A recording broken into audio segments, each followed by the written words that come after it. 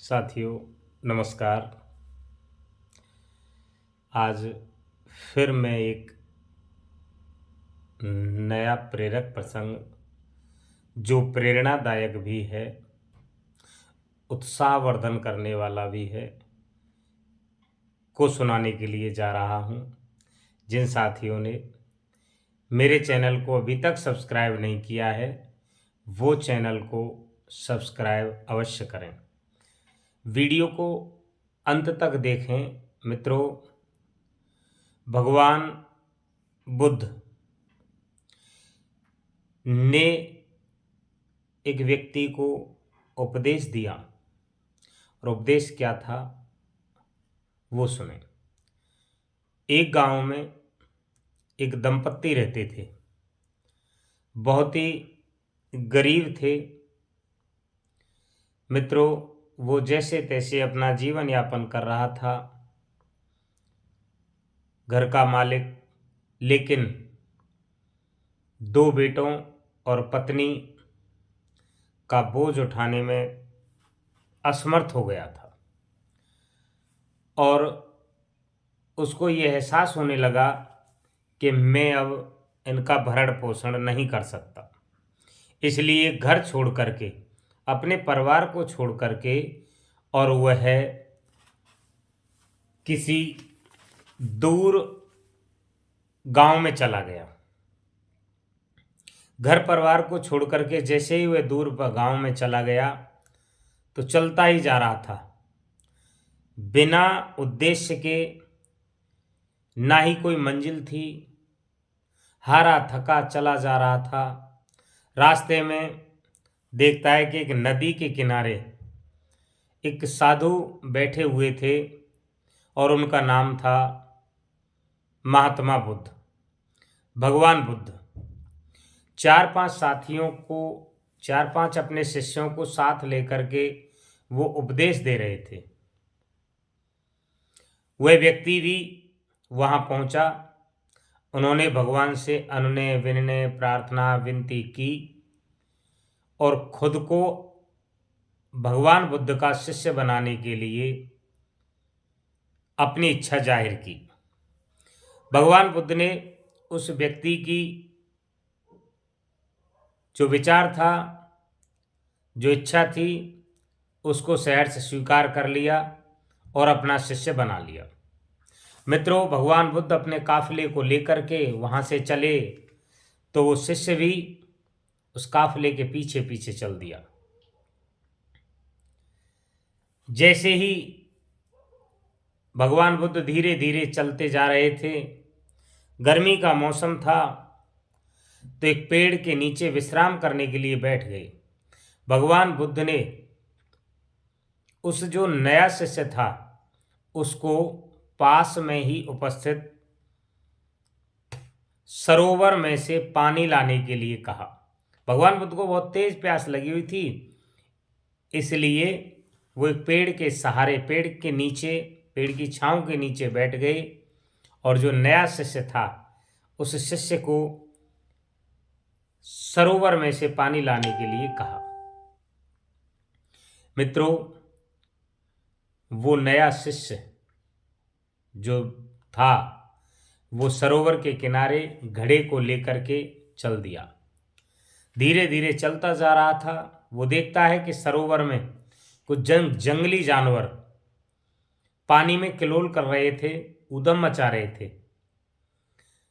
जैसे ही वह वहां पर पहुंचा, नदी के किनारे, सरोवर के किनारे वह वहां पहुंचा, तो जो जंगली जानवर थे वो उसको देखते ही भाग गए। वो देखता है कि पानी में से घड़े को पानी में डुबोता है तो देखता है कि पानी बहुत गंदा था, कीचड़ युक्त था, क्योंकि उसको उन जंगली जानवरों ने गंदा कर दिया था। वो ये सोच करके वापस लौट आता है कि भगवान बुद्ध क्या इस गंदे पानी को पिएंगे, तो पानी लेकर के नहीं आता है और वापस गुरुजी के यहाँ खाली घड़े को लेकर के आ जाता है। भगवान बुद्ध से कहता है कि भगवान मुझे वो पानी अच्छा नहीं लगा, इसलिए मैं आपके यहाँ पर खाली मटके को ले आया हूँ, अब बताइए मैं क्या करूँ। भगवान ने कहा कि आप वापस जाइए और उसी जगह से और उसी सरोवर के किनारे से पानी लेकर के आइए। वो व्यक्ति पुनः जाता है, रास्ते में सोचता जाता है कि क्या भगवान बुद्ध इतने गंदे पानी को पिएंगे, लेकिन ये भी सोचता जाता है कि गुरु का वचन है, गुरु का आदेश है, पानी तो मुझे लाना ही होगा। मित्रों, वो जैसे ही नदी के किनारे पहुंचता है तो बड़ा आश्चर्यचकित होता है, अचंभित होता है और सोचता है कि अभी यहाँ पर इतना गंदा पानी था और अब वह इतना निर्मल कैसे हो गया है, इतना साफ कैसे हो गया है। तो घड़े को पानी में सरोवर के किनारे डुबोता है और उस निर्मल जल को लेकर के भगवान बुद्ध के पास आ जाता है।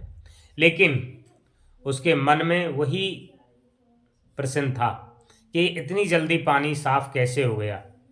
तो साथियों, ध्यान रखें, जैसे ही उसने आकर के गुरुजी से पूछा कि भगवान मुझे बड़ा आश्चर्य हुआ, तो भगवान ने कहा, भगवान बुद्ध कहते हैं कि वहाँ पर जंगली जानवर उस पानी में किलोल कर रहे थे, उस पानी में उछल कूद कर रहे थे, उस पानी में उद्यम मचा रहे थे, जिसके कारण पानी में जो कीचड़ था वो ऊपर आ गया